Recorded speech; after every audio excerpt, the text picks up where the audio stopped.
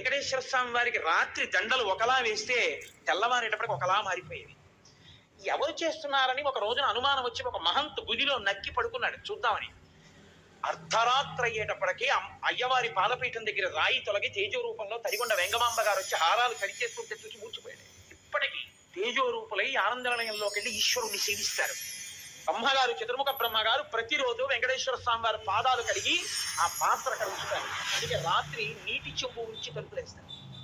ఆ శేషాన్ని సుప్రభాతానికి వెళ్ళిన వాళ్ళకి దర్శనమిస్తారు. అంతటి మహానుభావుడు వెంకటరమణుడు. వెంకటరమణుడు అంటే వెంకటరమణుడే. ఒకరా ఇద్దరా, ఎంతమందితో అనుబంధం. వారం రోజులు కాదు, కొన్ని నెలల పాటు వెంకటరమణుడు భక్తులు చెప్తూ విడితే ఎన్ని యుగాలలో ఎంతమంది ఆ వెంకటాచల క్షేత్ర స్పర్శ చేత పునీతులయ్యారో, ఎంత ఆనందం పొందారో. ఇప్పటికీ నేను మీకు ఒక యథార్థం